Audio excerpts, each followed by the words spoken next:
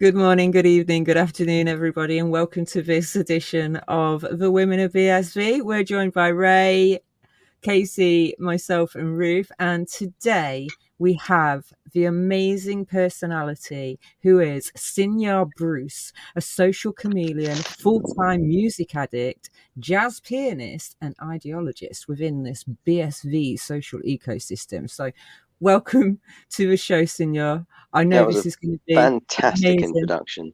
Oh, thank you very much. Thank you Thanks very for much. having me, women of BSV. Well, No, let's thank start you. off with just saying you've been in a lot of our chats, in Yeah. our streams, etc., and you've always been very supportive, and that is phenomenal as well because it's really nice that we have the Well, support you from bring the people. variety.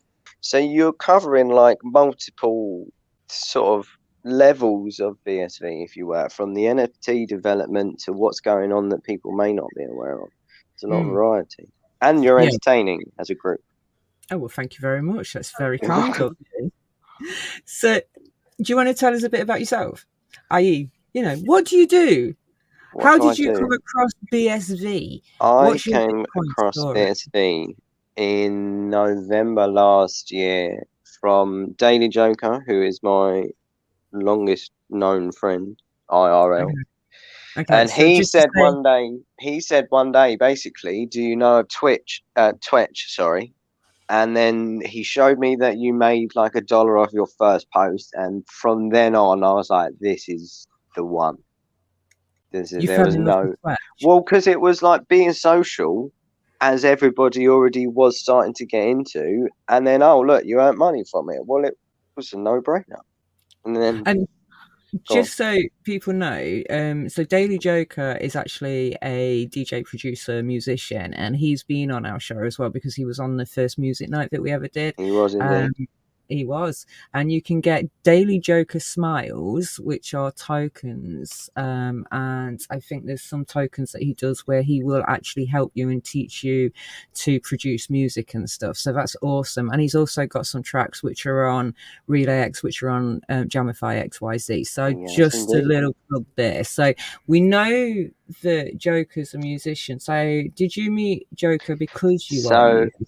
we've known each other since we were teens, and we both liked drum and bass. He was a DJ and producer, and I was an MC. So we both had a different view on the music that we both loved. Him from a behind the deck scene, and me from a crowd scene. And we Cool. just literally clicked, and it never died. We still click just as much today, if anything. It's never Do you do, died. do you do music collaborations with each other? We did back in the day when he was relatively early, but it wasn't like I wasn't sort of a major. I just had sort of an input, being that I had a different musical ear to him, but it was ultimately him. But then he done his own. He went on his own solo path, and I went into the working adult world. You're working at all. Although, So well, the catering world, which is just different world entirely from producing music and making art. okay, so let's go and just what's your musical background then? Go on, because we said jazz pianist. So give us a bit Oh, of I love background that into jazz. question.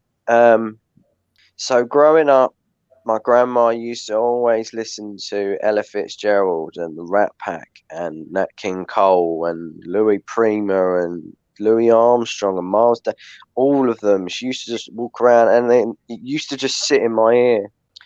And then one day, can't remember how, one of my cousins had like a piano in an under the stairs.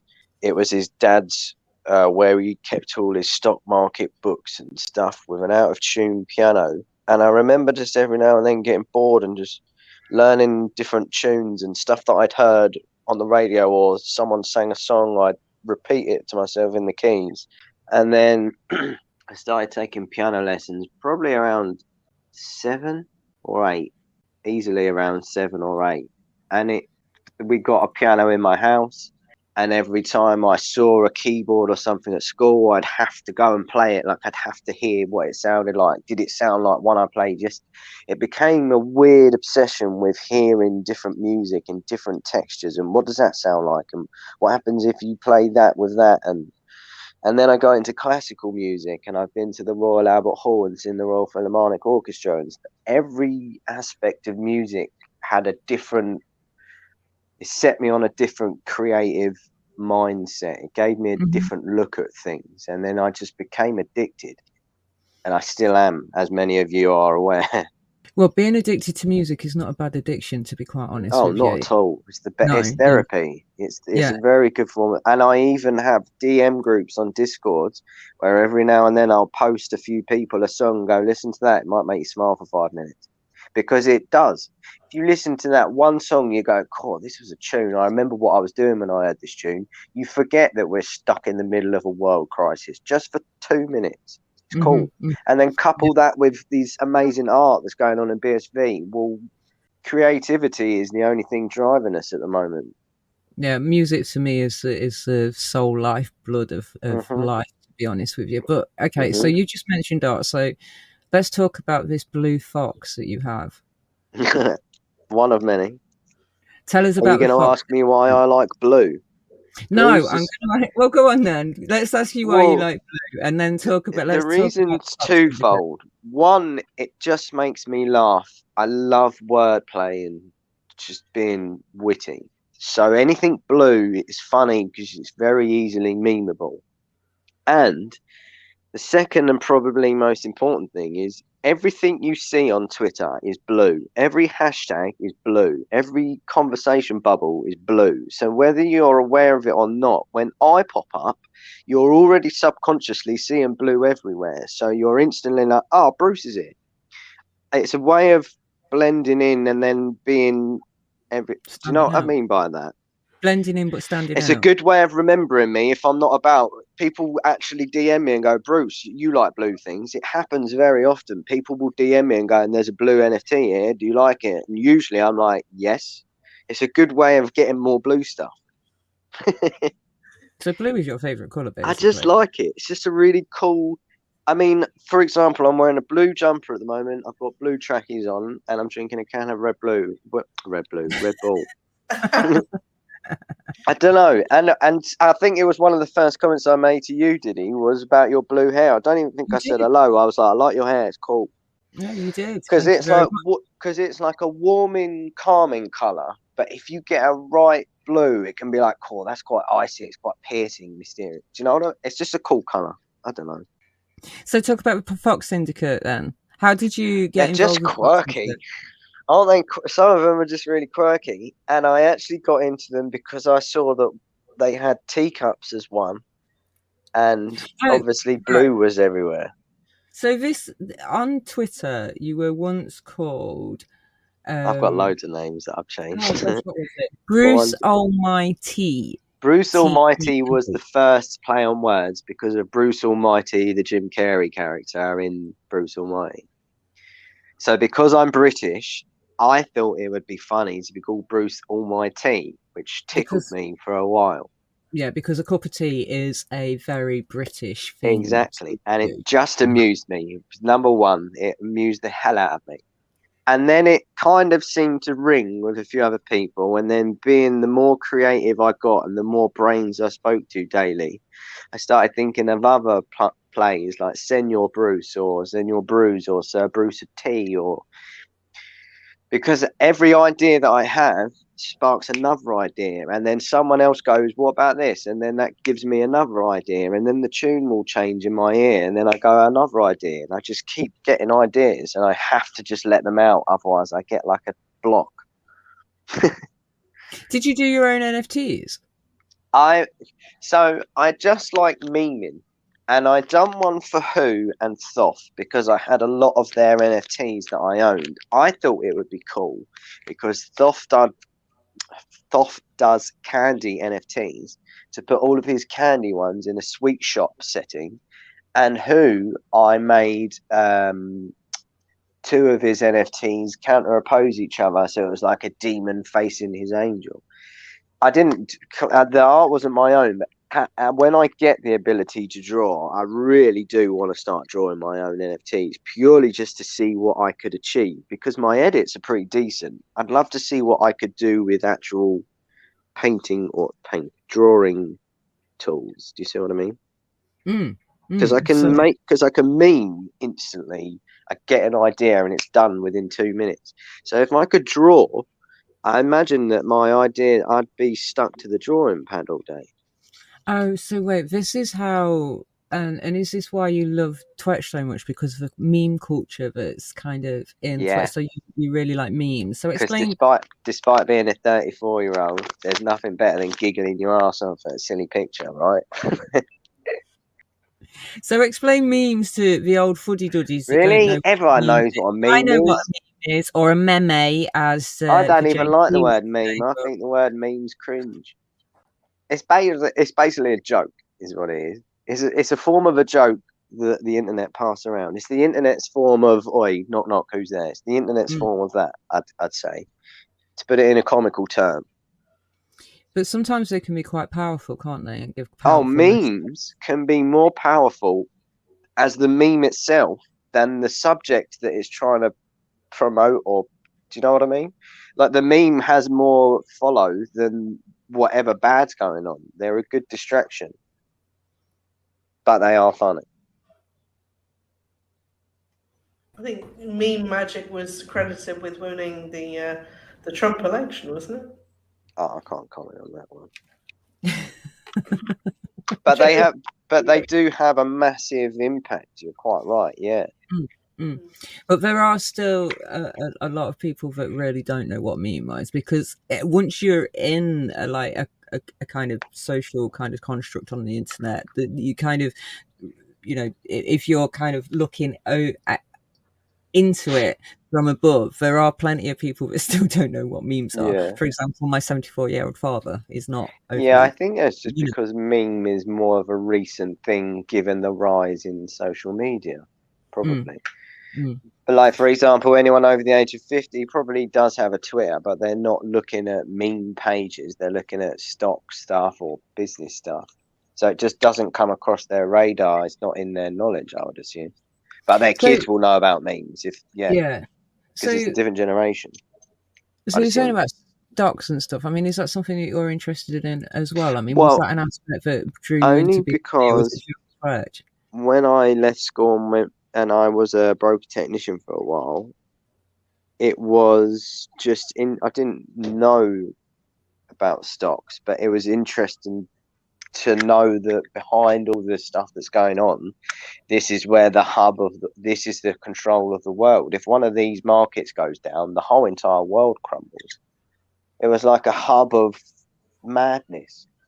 And at 17, just left school in London. That was fascinating for me. So, and then obviously, given my logic and stuff that I developed through being a waiter, stocks are still interesting to watch what they do, but I don't follow them as such. So let's talk about. Okay, so we know you're a pianist. Daily Joker's your best friend. You're really good at Well, memes. we've drifted, but I still speak to him daily. He's a very good friend, yeah. Now, you did offer to do a Women of BSV calendar. Yeah, only 3 of you responded, though, if I remember rightly. But then at that time, to my defense, I was like brand new on the scene. No one really knew who I was. But I wanted to sort of graft away for a while and then come back. Well, making it to here is kind of that step. I wanted to go away and work and show, let me just throw some ideas, show you what I can offer.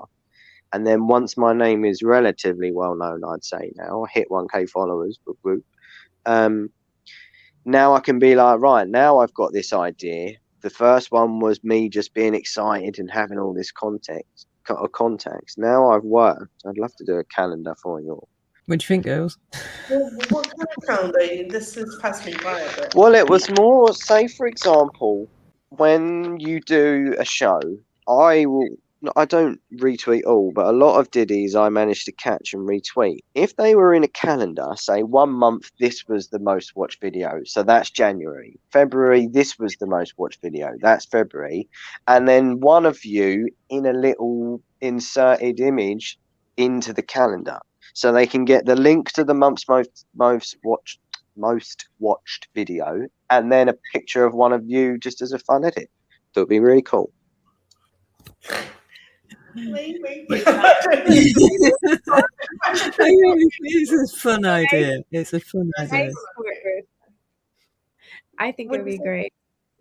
Well, it's hard to imagine anybody wants to see pictures of us. Anyway, whatever. Yeah. But it'd be cool though. But like, I think Diddy, I showed you. I took you and put you in front You of a did. snow-covered house or something. You did. Like Yeah. something just fun, and then underneath maybe the link to the most watched video of the month that you're featured on.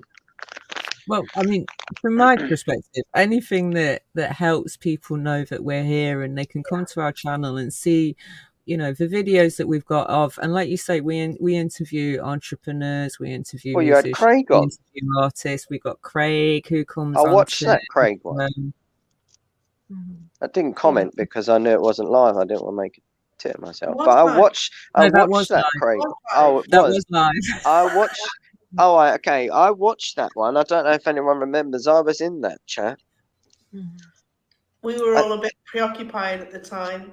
Not only were we interviewing him, but I had like 3 magpies fighting outside my window. And then one of The them distraction. come in to my office. I had to go and chase him out mid-debate, which was... But if people knew more about that you interviewed Craig, I think people just aren't aware because there's so much that passes by a Twitter newsfeed by the hour that things just get lost. That's probably most of why people aren't aware. For example, just with Twitter, with Women of BSV, which is the account that Ruth looks after, I don't even get those in my feed. I have to physically go to the page. And if I do get them, they're usually about 12 or 13 hours after she's actually tweeted it out. Yeah, Twitter just moves too quickly. It needs organising. So Musk. Twitch is a good Elon Musk, organise Twitter, please. No, I don't think he's going to do that, but personally, but no. So Twitch is a really good alternative in that respect. And for anybody who doesn't know what Twitch, just explain Twitch to people. Well, who I'm no expert. Let me verify that one clearly from the off. But ideally, and how I interpreted it when I first got onto it, not my interpretation now. When I first got onto it, it was like social media, but better because you and everyone earns. 6 months ago, 7 months ago, that was my view on it. It's better social media. It worked. And it had a little market in it. It was like a fun, it was like a 2.0 of any social media that I knew of at that time. And now, I don't want to word how it is now because I couldn't do it justice. What's your Twitch handle? 61226. 61226. Wow. So I'm quite late. I was quite late, and that was in November. So, I didn't realise there was that many people on Twitch at the moment. Seriously. Well, I think if I remember rightly, someone earlier put we're coming close to 77777.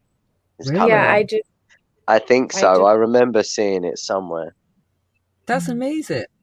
That's a really amazing achievement. So just imagine for a second if every one of those person hit like on one status, that's only 5 cents. Think how much that one person would make. Think how much that could change someone's life. Yes. Yeah. Yeah, definitely. Now, I'm 1281. What are you, Casey? What, OG 1281? You're OG. Yeah, I'm 1281. So go on, Casey. What are you? 1209. And what are you, Ruth? 121. Oh my gosh, the rate is 76,423. That's a sick number, 121. Yeah. Daily Joker's 118. So of course, remember those two dudes on the 118 advert? That tickles me every time. That tickles me every time that he's 118. Only people from Britain would remember that. Going back to your meme things, I love the whole numbers thing in this as well. Like the 218 is funny, 69's funny. That for me is such a good pull to get in on something. Like it adds an element of fun to it. Like someone said 69, I'm going to buy that one just because it says 69. I've done it many times. Or if it's 111 or 222. Yeah, buy instantly. Just it's well funny. It makes me giggle, so I do it. BSVs are number obsessed. Wouldn't you say? Oh yeah, of course. Yeah, that's definitely a thing. I was also going to say, I mean, it's quite musical in that respect as well, because you're talking, musical scales, numbers, etc. There's only, I mean, this is true. Well, it's all patterns. There are, yeah, and there are only, I mean, I've always remembered this as being in 2012, all original music score would have already been used. So therefore, any music after would be plagiarized because literally every musical combination has already previously been used. I wouldn't agree with that statement because I've seen a lot of Jacob Collier. Because I've seen a lot of Jacob Collier videos where you can now transpose half notes, not from F to F sharp, but between there because of the different hertz that you play. So I don't agree to that fully because you can tune piano strings to get different hertz. So there's still infinite number of notes to be played if you wrongly, quote, tune the piano.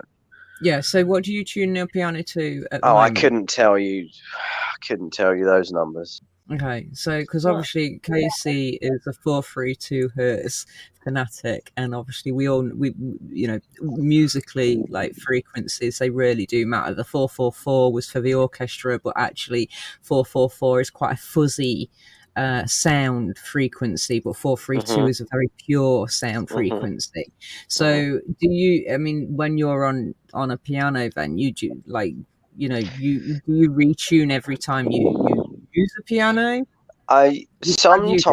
Sometimes I used to like going into a pub and it would either be an out of tune piano or a honky tonk, because do you remember that comic Les Dawson who played the out of tune piano? Yeah, him. He was actually really interesting. And there's what's his name? Victor Jorge or something, a really old pianist comedian. I don't know if any of you remember him. But he used to do really funny jokes with pianos, and it combined with my love of jazz, because jazz was always improv and random riffs and sort of runs, and then you had these comedians that were intentionally playing wrong notes. Or there's a Tim Minchin song called F sharp where he sings the song in F, plays a chord in F, but sings in F sharp. It's wrong, but there's something really addictive about it. He's a phenomenal musician as well. Tim Minchin is an incredible pianist. Yeah, very much. He wrote the score for Groundhog's Day the musical and Matilda the musical. Did he seriously? I did not know that. I've always thought he's just a comedian, but actually, he's incredible. Yeah, he was on Four Puffs and a Piano on Elton John, with Elton John back in the day on Jonathan Ross. I think that was him. Oh, I remember that. He's been on the Jules Holland show, because I watched the Jules Holland show quite a lot back when BBC was a thing. Jazz in general is it's too quirky to ignore. So what about, I mean, yourself, like, I mean, we've talked about art NFTs and stuff. So the music NFTs, have you produced any music NFTs yourself? Are you going to do that? I haven't, purely on the basis that I'm still just on mobile while I get some other things in order. But definitely 1,000,000%, you bet your sweet blue hair there's going to be some music NFTs from me coming. And are these going to be originals? I'm going to write them fresh, yeah. Definitely. Can you do a womenofBSV one then? Like, write it into a song somewhere? I can create a genre that I feel is aimed at womenofBSV and maybe search another artist to lyricize over the top of it. Okay, well, my genre would be, can you do a jazz style? Oh, there'd be some jazz flicks in there for sure. Casey, what style would you like? I'm all about the jazz too. That'd be great. One of my best memories out on the town one night was dueling jazz pianos at a bar. It was just the best experience, best energy in that place. It's such a powerful instrument. Okay, so I'll have a jazz song, and then Casey will have a jazz song. Ruth, what's the genre that you would like? Like a piano instrumental. I'll leave it to you to decide what flavor. No, I'm in a call. And Ray, what about you? If you could have somebody, Bruce, write you any genre of song, what would it be? That's a hard one. Yeah, I like jazz, especially like in the summer. Well, but it would be my interpretation of jazz with you as the theme. It wouldn't be like. It would be how I perceive you in a jazz story. That's how I'd describe it. I couldn't do it now. This would be some thinking time. It's a shame you don't have a jazz piano. You could just play some. If I had a piano, that was how, because I can do impressions as well, and I mimic people. If someone says something to me, I have a knack for just being able to mimic it back instantly, almost perfect. It was the same way with piano. I used to hear something, go, oh, I like that, play a few notes to work out what key it was in, and then know it within seconds. That became really addicting as well, and it was a good way to learn scales.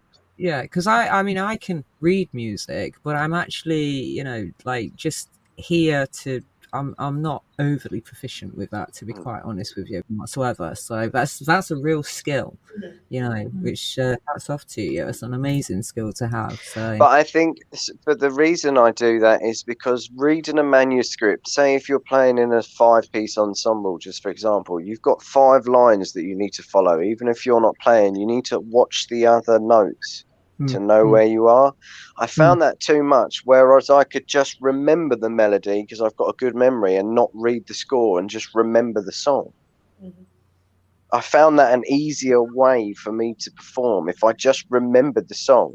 Because every song that I play now, I can spot a hat that plays once, or when there's a key change, or when it's about to drop to a chord. I can remember all of these. So why it made sense for me to learn music by remembering it than reading it. But I can teach anybody to read music in a minute. Oh, you have a method. How so in a minute? So on the treble clef top manuscript, the spaces, the bottom space is F, then A, then C, then E, and then middle C is underneath on a line. The bass is every good boy deserves football from the bottom to the top. Oh, you say football. I always say favour. Every good boy deserves once favour, you know that, and you know that to find a major scale, you start on the dominant note and you go tone, tone, semitone, tone, tone, tone, semitone. That is every major scale on any key. It's that simple. Well, it's not that simple. Some people know it or they don't. But yeah, but that's the thing, Bruce. It isn't that simple, is it? Because like I know I can sight read slowly. Yeah. But I can't do it fast. Yeah, that is a knack of what you're playing. You've already read. You're just remembering what you read, and your hands know what they need to play. Like when you read a book, you've already subtly in your peripheral read the last line of the paragraph. You're just building your way there. You kind of do that when you read music. You know the next chord, but you're playing the chord before, sort of. So, because you need to know your fingering, because if I've got to go from a G above C down to an F above D, I need to know the fastest way for my fingers to travel seamlessly to that chord progression. So you need to read ahead to know what's going to happen, sort of. Now, I was told, and this is something I can't do, I still need to read music. I can't really play anything by ear at the minute, but like literally you need to play something 40 times before it actually sinks in for you to be able to play it. Like if I'm reading music, I would need to play the same track 40 times before I would remember it to be able to actually play it without the music. But it doesn't seem to be that way with people who play by ear. So for example, with yourself, you wouldn't probably need to play something 40 times over to remember it because you play by ear. So you instantly know what the next note is. I'd say 3 to 5 tries and I'll have it. Usually. Phenomenal. But I'm also one of them people that when I'm listening to a track, my body and face movements move to what I'm listening to. I'll play chords on a guitar, air them just because I know that this riff is a good riff. Or if there's a nice key change on the piano, I'll play it on my leg, like I'll air play the piano on my leg. So do you play guitar as well? No, but I know the chords, if that makes sense. I know where the chords are, but I don't play the guitar. I just know how it works. Same with a trumpet. I know is in E flat, everything needs transposing, but I can't physically play the trumpet, but I can tell you what it transposes to. So I'm really looking forward to you getting some music out there, then. I can't wait to get keyboard or piano. I mean, you've got by that time as well. I mean, Sound Oshi, who we had on the show, on the second music show that we did, and we've got Blaircast, which is Shem and Luke's, who have both been on our show as well, and that should hopefully be something should be happening soon, and we've got Luke's Jamify as well. So at the moment, we've Jamify got about some to really kick good off. platforms. Jamify have got a load of potential. Yeah. How do you see that, then? Go on. Exciting. Give us a bit more. I've been Elaborate. following them, and it because a lot of them they do have a Discord, but I'm in too many Discords. I just need to consolidate. But the BSV artists are finally getting heard through Jamify. They're constantly posting this artist and and the floors are low, and BSV price is low. So you're getting good artists at a deal now before they get some more traction and the price of and their value goes up. I think Jamify are cool. So do I. I've got 2 tracks on there a minute. It's been long needed for a Spotify BSV version to come out, because a lot of us can draw and meme, and that's cool. But there's a lot of musicians with it. Satoshi, I really pianist. I want to get a pianist show, because there's a different art to, say, the piano and the violin and the guitar. Those 3 specifics. There's a different art to it. Now, when you say Satoshi, you mean Z? Yeah, because he's British. He's British and he plays the piano. That's interest double fold for me. Anyone who plays the piano and you're British, I'll happily sit down. And that did a collab with Mandeep as well. So that who's also British. Yes, yeah. And that piano intro on Trader Joe. I'm sure it's Trader Joe. Is it Trader Joe? Really, really, really smart. Really good. Who was in? I can't remember which one of you was in the last one I was in when you had those. Was it the Nigerian group on? And one of them had that choir intro to that song. Was one of you in that? Well, cool, that was a banger. Yeah, that's Yose's new track, and it's called Genesis. That was a banger. He's in Nigeria. He's he sent me that track quite early on, but I thought that myself as well. It's phenomenal. That was a cool show. Really then that lady had that story. I even said in the chat to this one, I remember I said, you can hear that woman's pain in that song. You could hear that she had a struggle.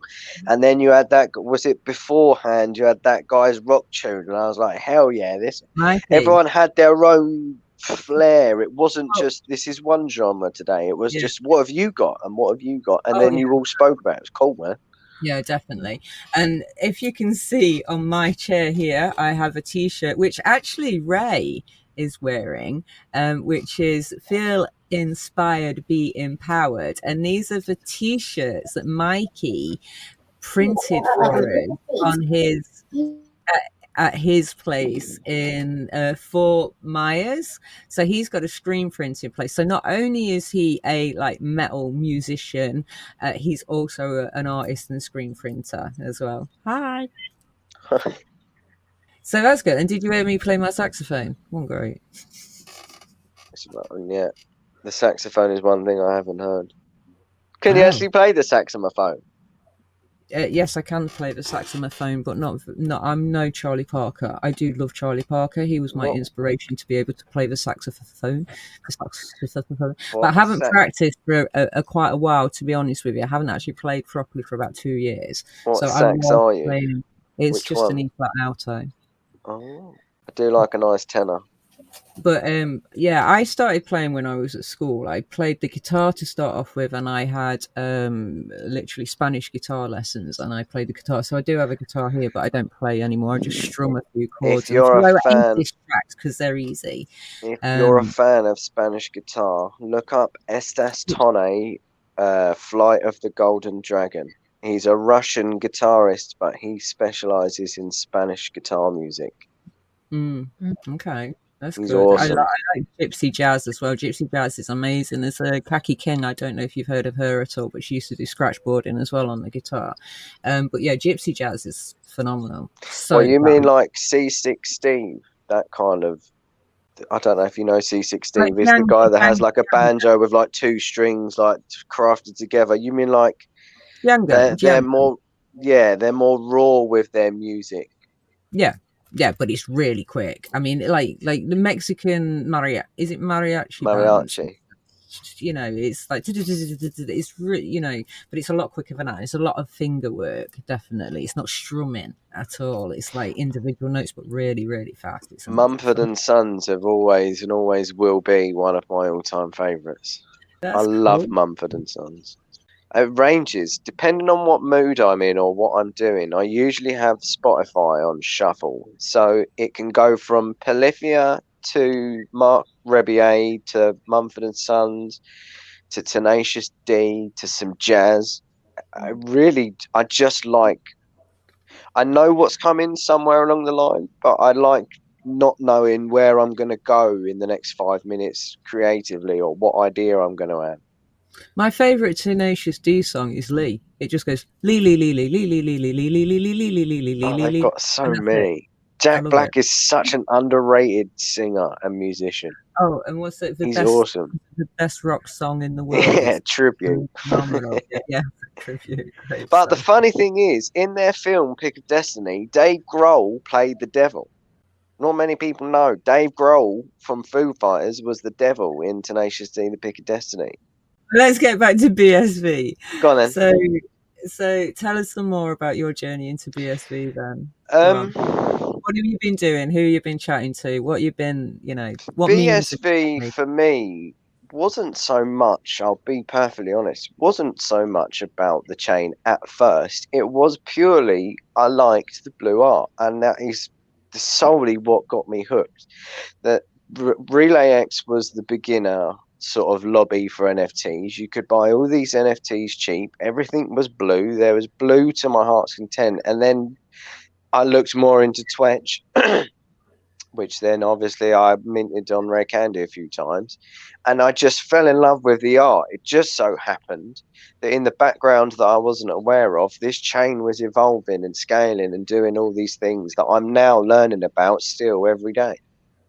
But the art was what drew me in initially, and now I'm learning more about the actual chain itself and what it's doing or outdoing others and such. And were you into Bitcoin before BSV or? Before November, I had no idea what BSV or Twitch was. Wow. Absolutely none. I'm still learning daily. So nothing I say is fact. It's just, in my opinion, on a learning process. You hadn't heard anything at all about Bitcoin at all? No. It just hadn't. No, it just hadn't crossed my radar because I was always in restaurants and I was always behind bars and in kitchens, so it wasn't a topic of conversation. And then all of a sudden, COVID came along. Everyone was restricted to indoors, and there's this thing called Twitch where you earn money for being social. But I hadn't been aware of it because I was just in a different field, a different area. Do you pay people, Bruce, to make you blue NFTs? If I really like their art, yes, I have paid people to make me customs in the past already. Yes. So are you? I mean, would you buy physical art, or is it just? Oh yeah, that BSV wall. I am going to get that blown up into a poster because I bought one, and I'm going to put it on my wall because I love it. Oh, what a great idea, actually, because that would make a phenomenal poster. We actually made it onto that poster. Well, also because if Relay does go down or get improved, and for whatever reason the wallet system gets upgraded, I want that wall because it's the best bit of art I've ever seen because I followed the journey from start to finish. Want it. Yeah. And you're on Discord a lot. Fantastic bit of. Oh, I love Discord. I love me some Discord.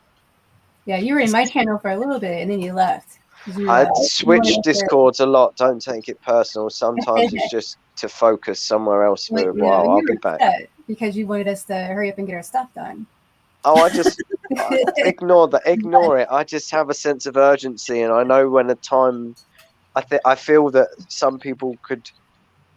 I could just help. It's not a fact that I feel that I could help. It's just I'm free for a second. Can I help you? I've got an idea.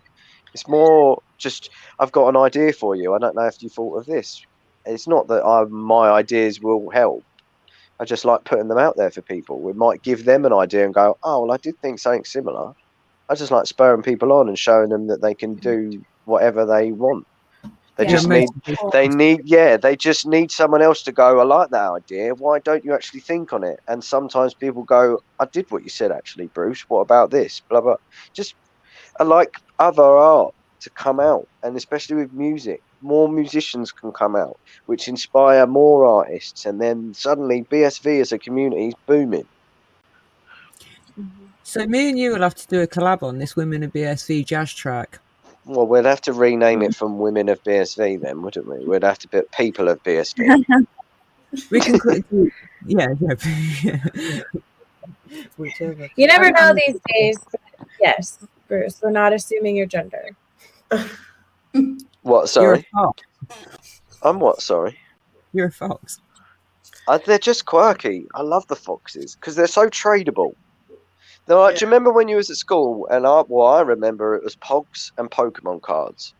And you just see someone on the stairs and go, oi, trade me that one. Foxes are kind of like that. They're a cool little icebreaker just in the community. Just, oh, that was a cool little fox. And then someone usually pops up underneath and a conversation just happens.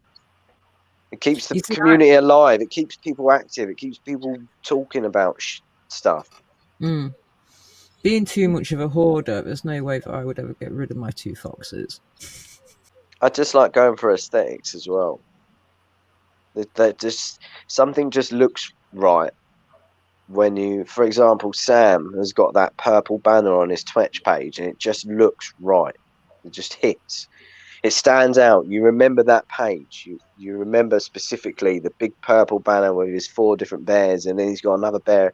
It stands out. If the community all put their own little touches of their own art, like I changed my username a lot, and I changed the font of it a lot specifically because the font stands out more. Like, oh, he's got a different font there. If more people started injecting their own funny usernames and stuff, I think even more people would be active as well because it would spark creativity, and it amuses me. Bruce, what's your favorite project that you were a part of? Because you promote a lot of artists' NFTs. I was a part of. Because you're in a lot of channels helping now as a moderator. Oh, do you moderate? I don't know. Well, I did, but a lot of them then either gathered.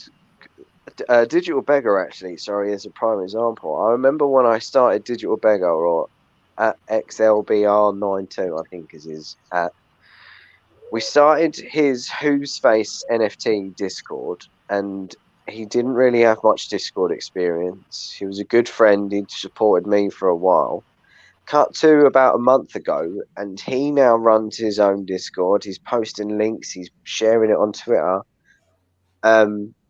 I remember having a conversation with him. Don't take this personally, but you just don't need me. You can do this by yourself. I'm not needed here. I'll still pop in and say hello and follow you, but you now can do your own work. So I'm not needed. So sometimes I just leave because the people who have got my help, and it's now then they've got their own path developed now where they've picked up the fundamentals. Is the right word? Yeah.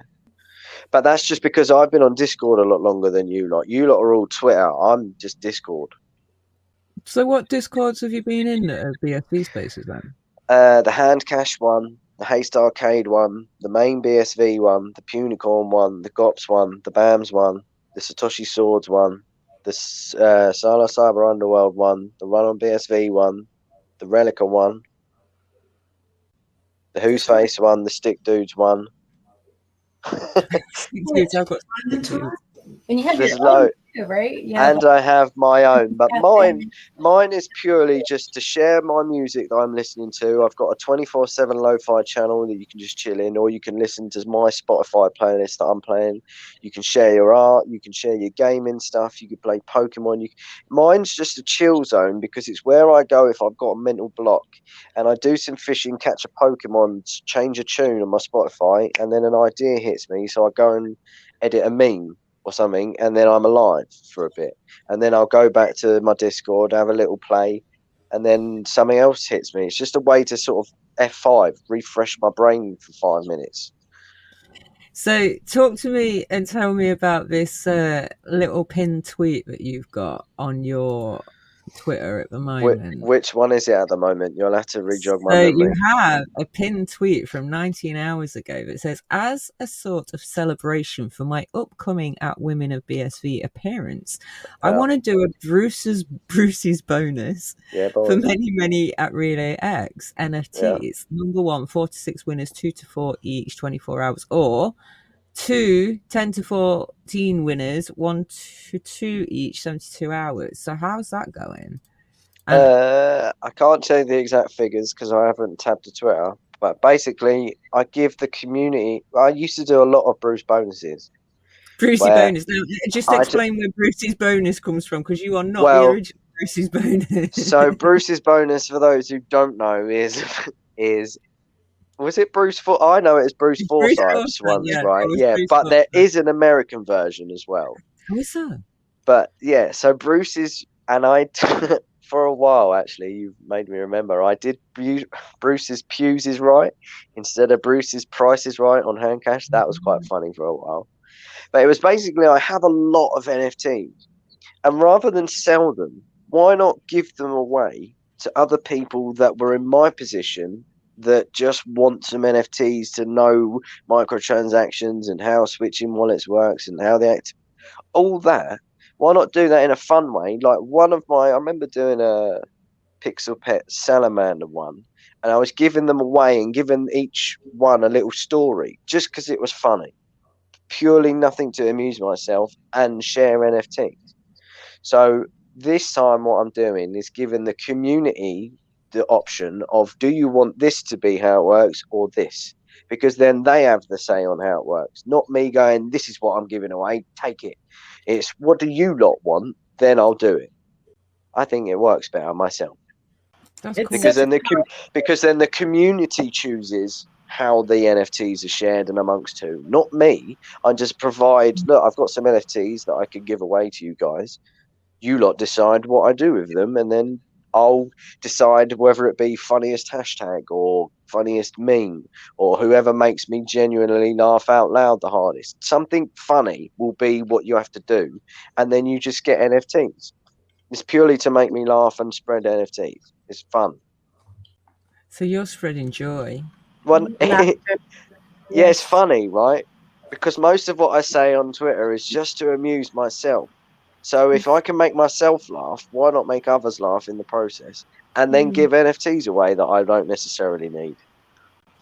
We need to bring you in on our collaboration, Bruce. We're planning to make like a minute or two marketing asset type video for kind of the whole ecosystem, and the intention is to make it funny and have some humor in there so that it can go viral. I think the funny stuff goes viral a lot faster. So love to communicate with you more about that someday.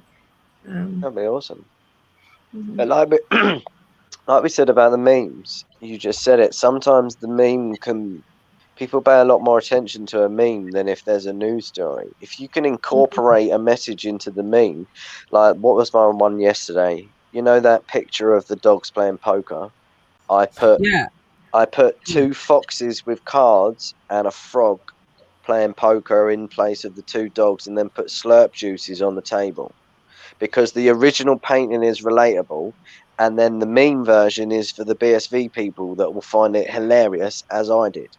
Actually, that is I'm just looking in your Discord now as well, and it's actually and all my art. Some of them are well funny, aren't they? Yeah, but the Foxes one is actually, because is that a frog as well? It's like a frog cartel and Fox Syndicate as well, and you've got slurp juice on the table while they're playing the cards. Yeah, that's cool. Yeah.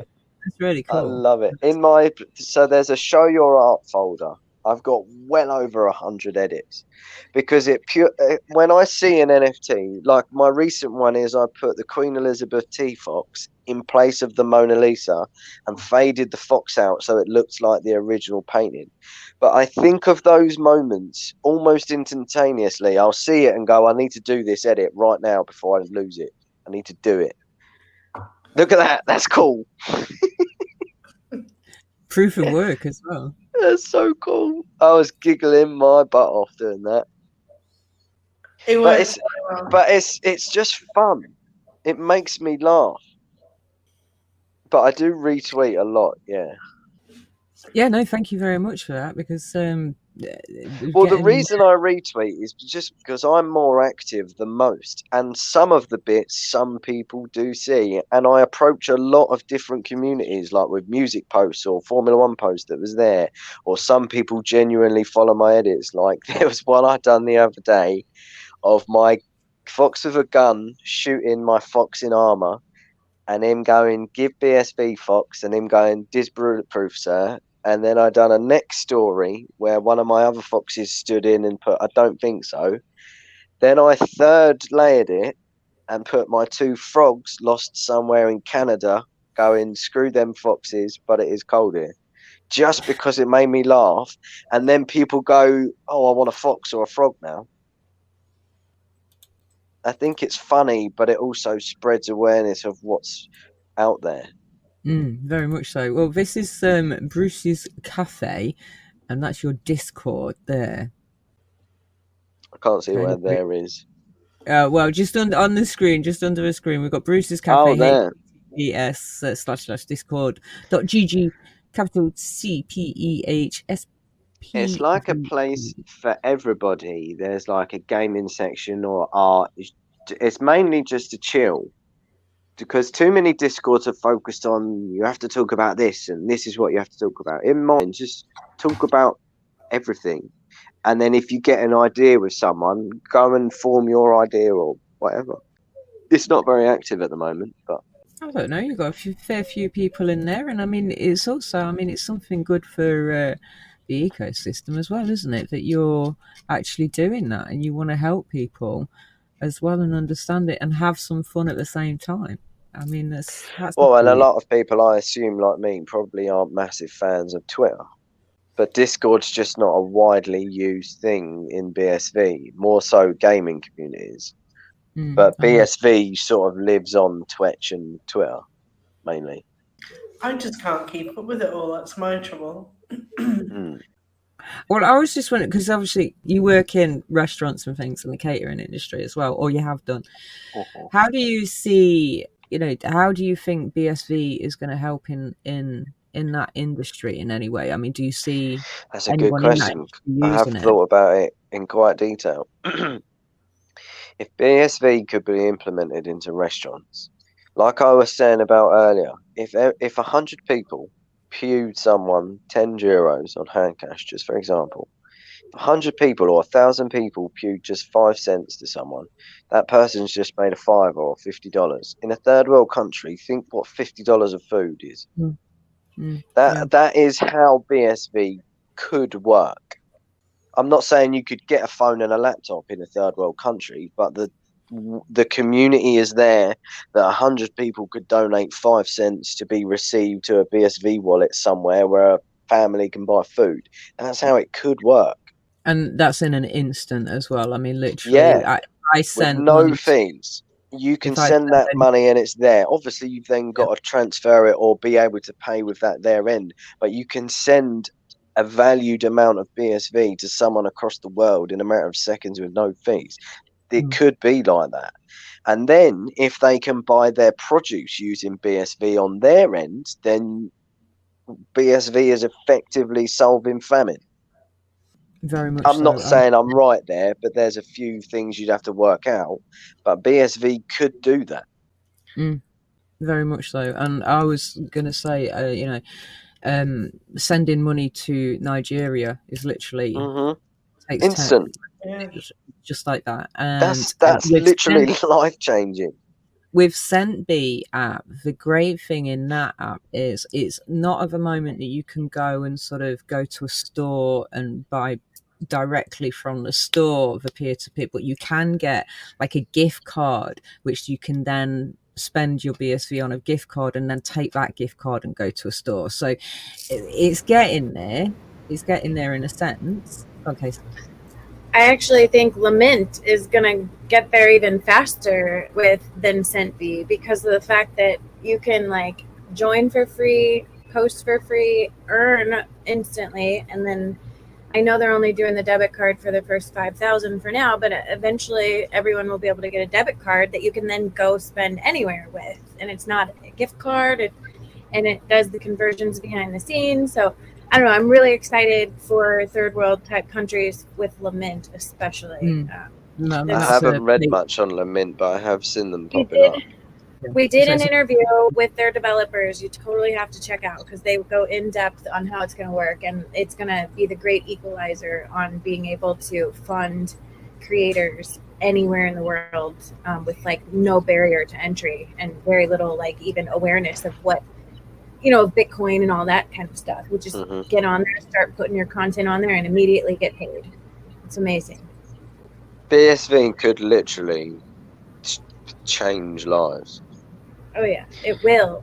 But I think the problem is simply we are too far ahead with our ideas than what BSV can currently handle. If my understandings thus far is correct, it's that what we want to do, BSV just isn't there yet. I think maybe. Why would you think? Well, no, as I said, I'm still learning every day. Yeah, you need to learn some more. Yeah, exactly. Yeah, but ideally, it could be done if you could send BSV to a wallet anywhere in the world and then buy food using that BSV. That could be achievable.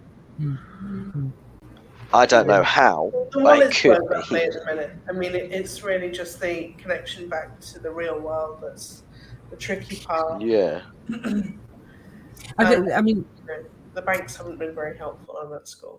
Yeah, and neither has a particular branch of the media and anybody else. With obviously, as we know, that BSV is actually the original Bitcoin and is Bitcoin, whereas there's been such big noise that, I mean, we've all said this before as well, but there's been such big noise to drown out the fact that actually BSV is Bitcoin, BTC is not Bitcoin. You know, so that's a big kind of mud bank that you need to get through and trudge through to get, you know, until clarity is restored.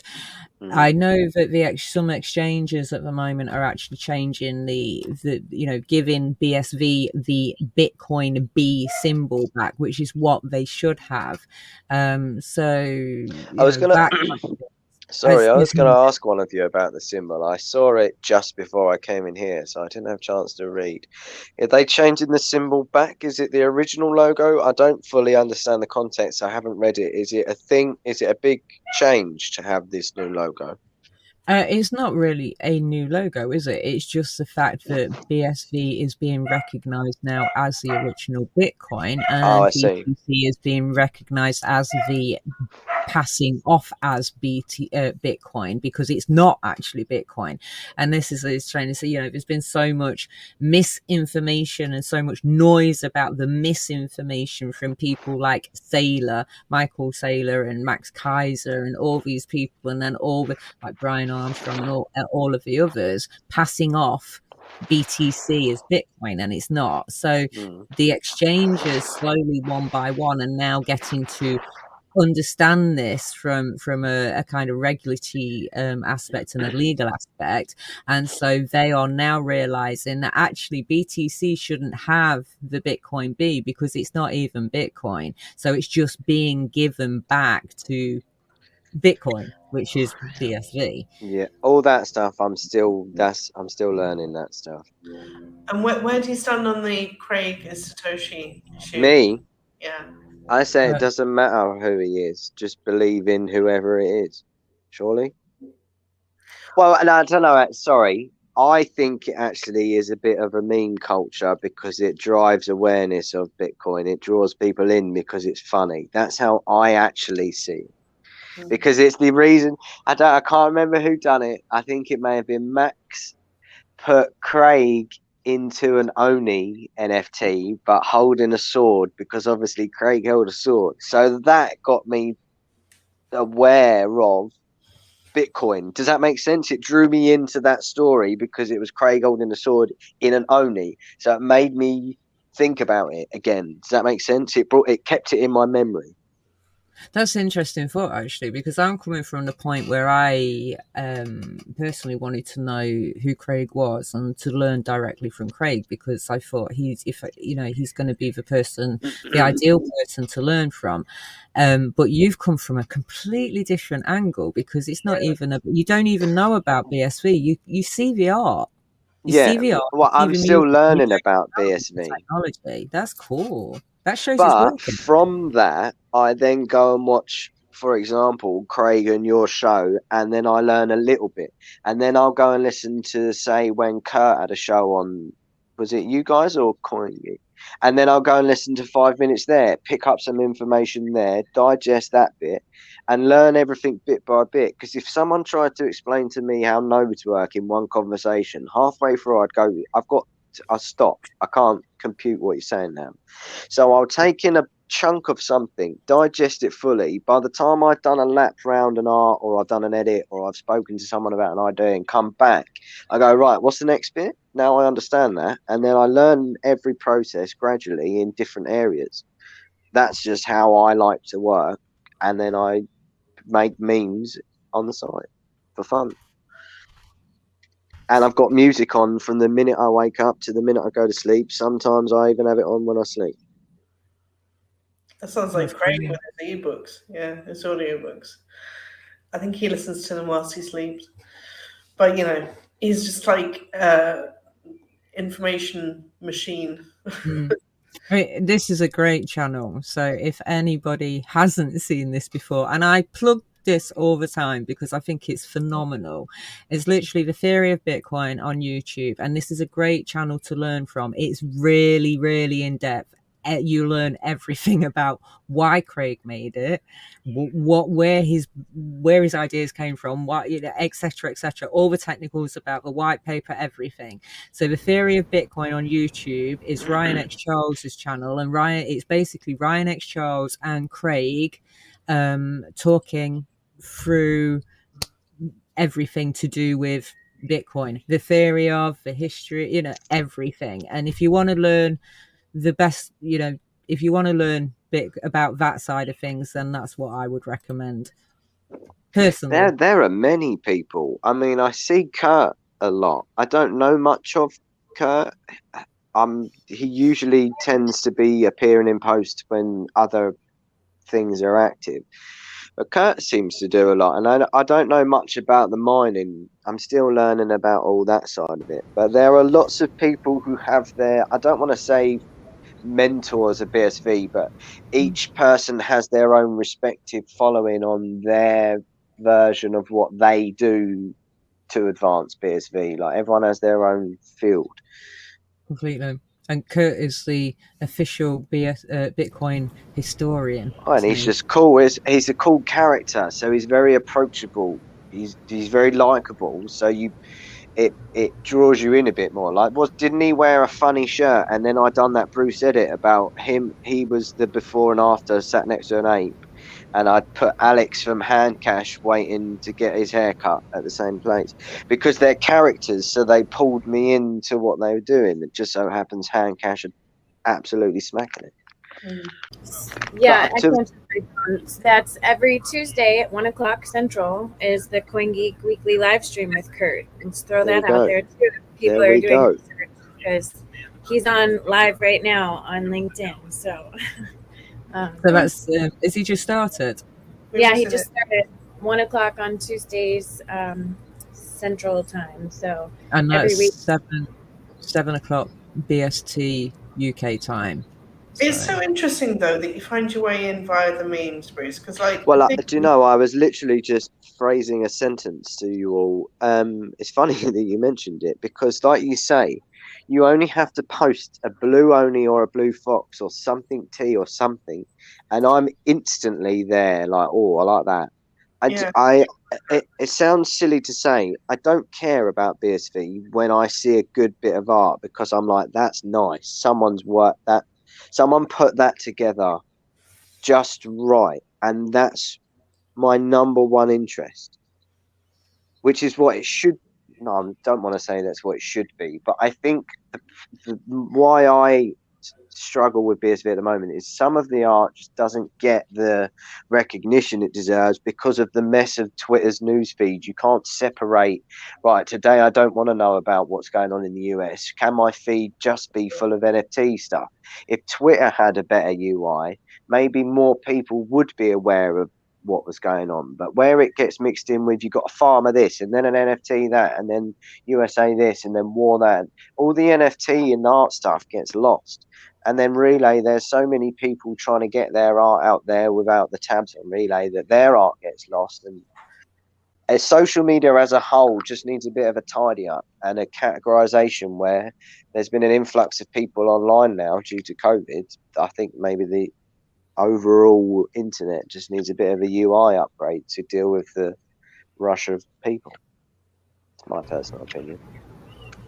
You're saying everything that is actually being built. Well, there we go. There we go. Let's get it done. Morning that is like literally describing what you're saying we need. It is happening. It's really exciting. Yeah, but that just shows I'm on the right track. See, but I know nothing about BSV, but all that was just what I think should happen. But that's what's interesting about the memes. It's the memes that pull me in. And then I learn about the blockchain through my love of the art. I do it the backwards way. So we should hire you to do Women of BSV memes so that we can get a bigger audience. Well, you wouldn't need to hire me. I'd just do them as and when I have an idea. They only take me like a minute to 5 minutes to do. And they happen on spot.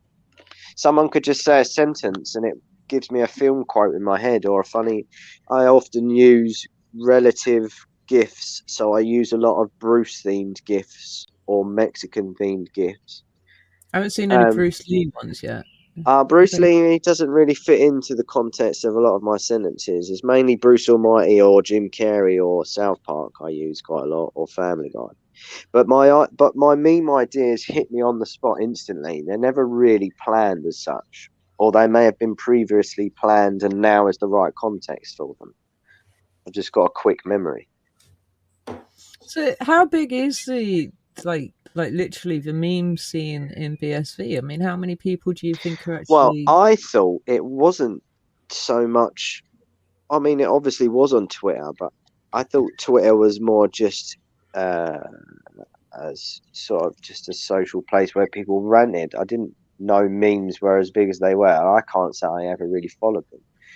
But the more all these quirky NFTs and that are coming about and people can meme them and Pepe the Frog is memeable, all that just gets the community buzzing. So they're already active, so that when a project drops, bosh, they're all there already. I like it builds a community on humour, which isn't a bad thing at all in my book. But it certainly seems to be the way that Twitch go about it. Yeah. By memes, as far as I can tell. Yeah, but it works, doesn't it? It grabs your attention. It's a marketing strategy. Yeah, it's fun. The truth, funny. Yeah, because if you just come at people with, here's a news story, then people are going to go, I'll read that later. They never read it later. They'll scroll on. If you put it in a GIF like Pepe the Frog reading the news, you're going to read that story. Because it's Pepe, it's not human delivering that news to you. Suddenly it's comical, even though the underlying context of the news itself may be very serious. You'll listen to it because it's a cartoon frog. It's weird, but it's fun. But people are saying, entertain me first. Yeah, but it works. Like the Troll Tool video, marketing the Troll Tool on Twitch. That funny little video, short thing that it describes that feature is hilarious. I personally think a troll tool is absolutely hilarious. I think it's funny because it's just funny. There's no I don't see any malice intent in that. It's just funny. No, if you want to talk to me, you pay me 50 quid and I'll be like, okay, touche. One day I will do that and I'll do it back to you. I find it funny personally. I've got nothing else to say on it. I think it's hilarious. I think it's just a group of dudes putting that in there for them. I think that is, and I think that's funny. I think it works quite well if you really don't want to speak to somebody. Yeah, obviously it has its intended purposes. Like if someone's proper spamming you or whatever, you can do it. But I think more it was just one said, "Shall we just put this in there just for a laugh?" And one of them went, "Yeah, go on." I think that's kind of what it. There's humour all through BSV, and because BSV is worldwide, like from anywhere, all the humour is different at different times of day. Like majority of us are British, so for us now it's 1:15 something. I'm not going to say the time. But in China it's like past midnight, but in America it's like midday. So there's 3 different situations happening in the world, and then all those 3 different things collide on the Twitter newsfeed in it's quite fascinating, to be honest. The one minute you'll be talking to someone from America, but then someone in China in the next day in the future pops up on the same status. That's pretty cool. So it's like meme o'clock. Yeah. The meme time zone. Yeah. It's a great leveler. I tell you one thing I like doing as well, where I'm quite quick at tabbing out, is if I see a status come up in Chinese or something, I'll Google translate it just to see what other cultures talk about on the Twitter newsfeed. And then I'll reply to them on Google Translate. I'll type it in English, copy the translation, and pop it back in the conversation. That's fun because you get to see different people because you're talking in their native language. They don't have to translate it into English for you. It's quite interesting. So I've got a question for you though. I mean, like, you know, coming away from sort of internet and stuff, what's it like explaining BSV to, you know, you live in a house with a load of other people and stuff. Like, what's it like explaining it to real life people? It's just not. It's not common knowledge, really, if you think about it. So not many people care because it only appeals to sort of one in every. I wouldn't even like to guess how many houses, but I could say I'm probably the only person within at least this building that knows what BSV is. On a scale, I imagine it's even less. So it just doesn't come up in conversation. That's the only way I can explain it. It just doesn't come up. It's not of any of their interest. They haven't been introduced to it. They don't know of it. And there's too much to explain to them what it is. Especially me trying to explain to them what it is. Just get lost in translation. But soon it will be, because depending on how long we get stuck indoors, the more BSV spreads through the internet, then eventually BSV will be known, because suddenly you can buy things using this currency called BSV. Okay, so explain to us how it is that you explain BSV to people that you actually physically meet, and why it is that they're not understanding what you're talking about, and what hurdles can we get through then to actually help people understand more in the physical world as well. You know, the online world, I'm still learning about BSV, so I'm learning daily new things. I know some things, but things like art and music, if you play someone IRL some music or show them a bit of art and they go, "Oh, I like that, how can I own that?" Then you can go, "Well, I bought it using BSV," and then you can get a Twitch wallet, and then you go into getting a hand cash wallet and the microtransactions. But that's only from my rookie wording. So using art and music is a different approach to making people. No, let me reword that. For people to understand what exactly BSV does, rather than me go, "Whoa, it does this, and it's a blockchain, so it does this," and getting all the wording wrong or whatever. The wording I wouldn't be able to grasp it. So showing someone a bit of art or music, going, "This is what BSV can do. You can buy this, and you can put your own expression in your own art, and you can get paid for it."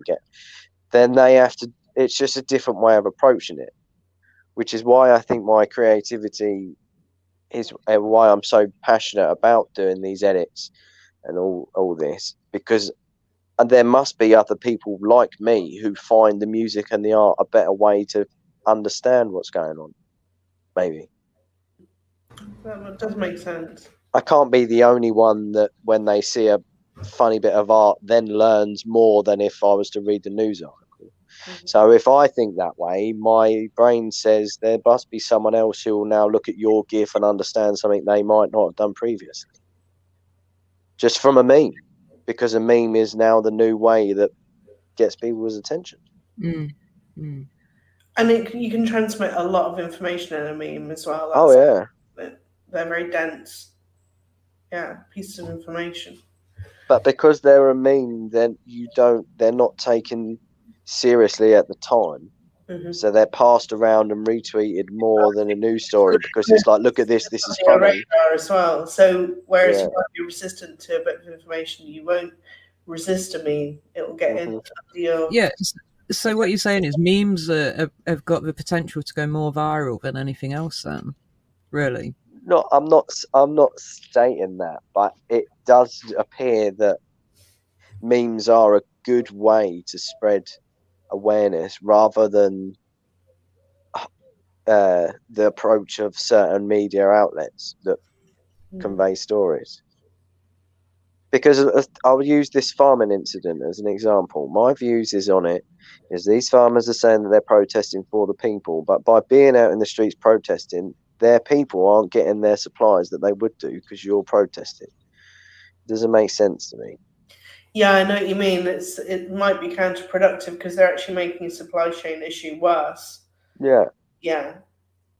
But see, BSV can stop things. This is my view. BSV can stop things. If you can buy your produce from a BSV market, from supplier to consumer to table, BSV does have the possibility to do that, I think. And that goes back to the kind of restaurant industry. If I could go down Starbucks and pay using my Twitch wallet on my phone and get coffee, I'd be down there every morning. Because you could have a good sale of an NFT, maybe you've been holding on to for a while, suddenly that's the end thing. You sell that NFT, you've just earned yourself lunch. You go down to Starbucks, get yourself a coffee and a croissant. I'm not saying if it works for me, it could work anywhere in the world. Obviously, you'd have to implement it on their end. But the trouble is, though, it's not going to change the regulations, like a lot of the supply chain issues. It's because the government's interfering with farming and telling them what they can and can't do and making them destroy animals and destroy crops and things. It can't interfere in that part of the process, but all the other parts, yes. Yeah. So what do you think about all the inflation that's going on in the UK at the minute? Is it is BSV a good escape from that, do you think? I don't know if escape necessarily. I'd say a viable alternative in a sense of no one trusts banks, no one knows, and then suddenly there's this online currency where you can actually do what you can do, but from the comfort of your own home with no COVID restriction worries or whatever, and you can do it all from home. Yeah, no, I think it's a big deal because I wouldn't be surprised if there comes a time when the banks are shut and people are queuing at the banks, and there might come a day when digital cash actually comes into its own, I think. But the problem there, I imagine, just at a quick estimate, would be that because the price of BSV fluctuates so often, you wouldn't be able to actually implement it because the shop would have to keep changing its prices on the value of its products. For example, if BSV dropped 10%, the product that you're selling just dropped in value 10%. Do you market that back up quickly, or how do you necessarily price it in BSV? Which you wouldn't. No, you price it in pounds. Oh, you price it in pounds and you pay that equivalent of BSV. I suppose that would work. Yeah, so you're not going to lose anything if you're in that respect, especially if you trade it straight away. It's not going to have any impact. Then I assume that's just because we haven't got the technology to implement that yet. But once that happens, then GG. Well, I don't know about the technology because I don't think there's really much of an issue with that. There's no good reasons to it. There's no nothing pushing companies. Oh, I see what you mean. Yeah.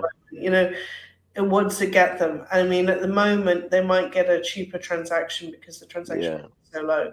But outside of that, it's kind of a ball ache to try and report financially earnings in BSV at the minute. But I think there could easily come a time in the near future, where the banking system starts to get, in my head, a bit like the way that the DeFi system is at the minute. And, account access starts to seize up, let's say. I don't know. I'm speculating here, but I've always sort of been interested in Bitcoin from that perspective of knowing that there'll come a moment, I think, with the financial system where it is all going to start to seize up like it did in 2008 and get pretty sticky. I don't know, what do you guys think? Well, that would be the what is it? The bail-in. So there's a bail-out and a bail-in, and the bail-in is when the banks have, why I don't know, the right to basically confiscate your money and take your money off you from your account. That's the bail-in, and that's what they're talking about might happen. Yeah. Well, so effectively, you've got your money in their bank, but because it's on their property, they can take it at their will. Well, any time you deposit money in a bank, you essentially loaned it to the bank. Right. And if they become insolvent for any reason and they can't pay it back, they don't.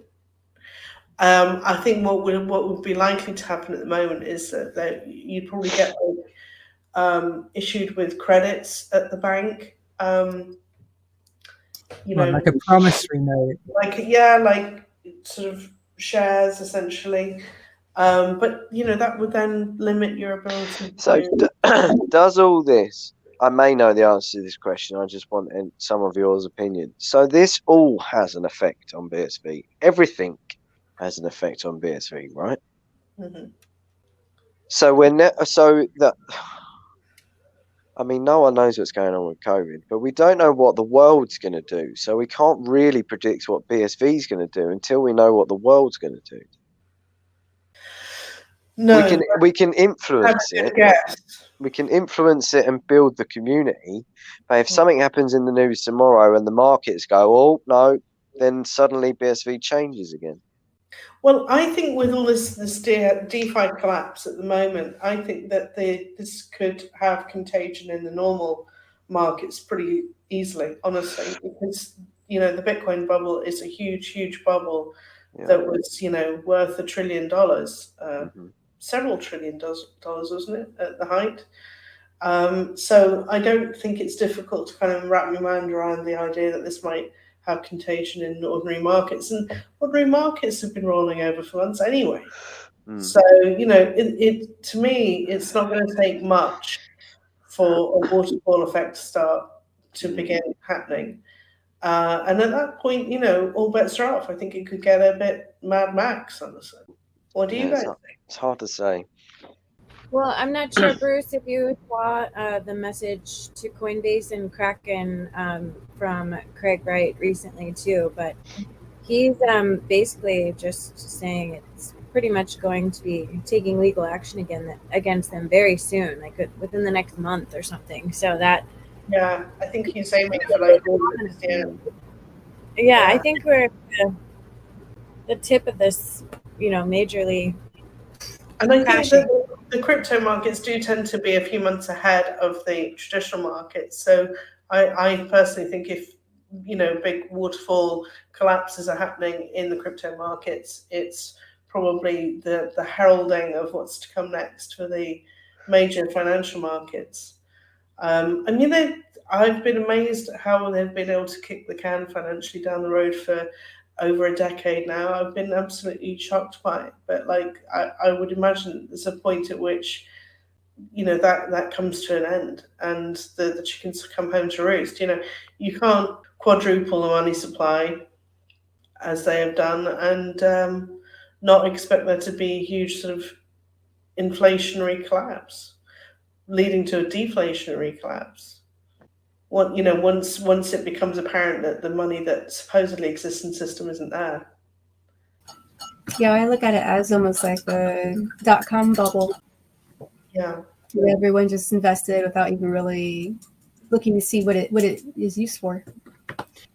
The thing is, if everybody was honest, there wouldn't be a problem, and this is where BSV comes in, because it is a more honest system. You think about it, there are 255,000 fake oil companies. Like, that's it makes a massive difference, because people are buying into these things. And the same with, Ponzi schemes, which is literally what Craig says BTC is now. It's a Ponzi scheme. If everybody's putting their money into something that is a Ponzi scheme or is fake, then it's no wonder that everything is going to collapse, because these are just thieves and scammers. And so when all of that gets washed out and all of that is kind of dealt with, then you're left with what the market price should be. But that's something where you have to come in and wash out the whole system and get rid of all of these fake businesses and fake, everything. It all has to go before you can literally level it out and go, right, okay, well, this is the market value of everything. But then you're also talking about Twitter. Twitter's always going to be full of that. You can't ever eradicate that fully from Twitter. I think, but as a BSV community, the people can consolidate and say, for example, there's a lot of projects at the moment that I see that I think that would work really well with that. So those two artists, rather than struggle to sell their two independents, should form one collaborative story, not just an NFT collection. You now can create a story. If the BSV community sort of shrunk, maybe we don't need a UI upgrade at all. Maybe some of these artists could just bounce ideas off each other and consolidate and tidy up by producing better quality art in less collections. Well, again, another thing about the blockchain or BSV blockchain is that it should actually help to protecting artists against plagiarism and illegal copywriting of their work. See, this is where memes work alongside the NFTs, by taking that respectable bit of art and putting the work of art by artists in BSV in as a joke to make the collection to make people aware of the collection, not necessarily the meme, but look at these quirky characters that you can own on BSV. I think it's why I do it anyway. Yeah, that becomes then a brand new piece of art which is completely different from the original. What I'm talking about is somebody going and taking a photo of the original and then I see, selling that original photo, which they've got no right to do because it shouldn't be, because of the copyright issues and stuff like that. But it goes deeper and stuff. But yeah, I think it's like 30%. If you change something by 30%, then it's no longer. It's now an original. There's so many good minds and varied minds in BSV that doesn't need to happen. The right people just need to be in the right conversation and go, oh, I got an idea for you. If more which is why I like being in so many places and so many communities, because someone's idea will give me one or vice versa, and then two people might spark an idea, and then you've consolidated a little bit and produced a better quality, more defined version of something, and then you go and do it somewhere else, and then you go and do it somewhere else, and suddenly there's ideas flowing in different pockets of the BSV community. We are exponentially more powerful when we come together. That's what I mean. If we all work together, BSV makes it so easy to collaborate and share the revenue with things, automatic payments to everyone involved, which I know a lot of artists are demanding in the legacy space, that there's no technology to do that but this. And the split payments as well. So yeah, if you've got collaborating artists, like you say, you can just split those transactions and each person can get, 50%, 50%. Or you can even send it to a Handcash wallet and pew each person the exact individual amount with no fees as well. There are so many options now. We're at a point of we now just need to stay focused as a community. That's pretty cool. There's a lot of cool stuff going on. Definitely. Yeah, it's mind blowing. It's hard to keep up with how much cool stuff's going on, but it's fine. You got any more words of wisdom that you'd like to impart on everybody? Wisdom. Yeah. I'd say if you have an idea like me, if you have a creative idea, whether it be musical or artistic, do it as soon as you get the idea. Because someone else will see it and go, I had that idea, bosh, conversation.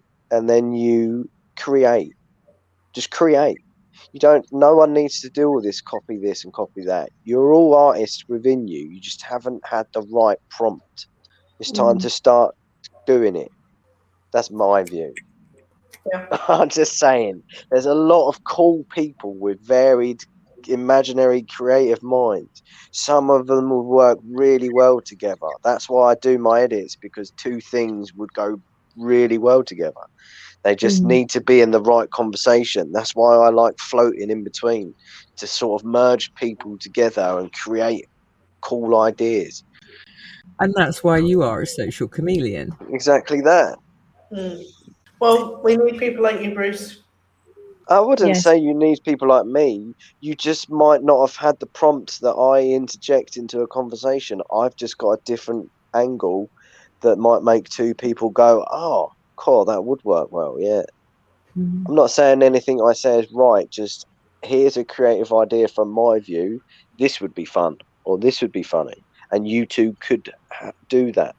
Like Lucho is a prime example. So Lucho released his Toxics, and then I said to Lucho, he now needs a character, like a Dr. Lucho NFT character. Then he needs a laboratory NFT, and then you use your Toxics on an animal collection in your lab as one collective NFT series. Like, the idea hit me in seconds. Everyone has the ability to do that. You should act on it when you have that idea. Do it. Cool. Crossovers between different. Yep. Just do it. Just tell Yeah. someone that you think would be interested, because there will be someone that's interested. I guarantee you. You just have to find them. Find me. I'll find them. I'll know who you're on about, and you'll come to me. I'll just promote the art. I just love art. Feel inspired and be empowered. Something like that. Act on your inspiration always. It's coming from a deeper place. Because, and it also, you feel better because you've expressed something that may have subconsciously been bothering you, that you've released into the thing you created, whether you knew it or not. You'll feel better. I always giggle my arse off when I post my edits that no one knows I've been doing in the background. I'll suddenly go quiet for 5 minutes, post an edit, and giggle myself silly. It's funny as hell, and it makes me feel good. Do it. It's good medicine. On that note, do you want to close out, Case? Just thank you so much for all your contributions to the space, and we feel your vibe. Thank you for coming on and spending time with us, and you're welcome. We look forward to watching all of your amazing creations and helping share it between us with each other's projects. So you're welcome. Thank you very much. Yeah, it's been a pleasure. And yeah, very much so, and very much looking forward. It's been nice to hear some British voices in my ear. It's been awesome. Jazz track. Serious. Well, there's already some jazz about on BSV. People just have to know where to look. But the music is appearing. Excellent. Well, on that note, Ruth, we're going to close out. We'll all say goodbye. Thank you very much. Thank you for having me. If you like this episode, please like, share, and subscribe. Take care. Thank you, Bruce.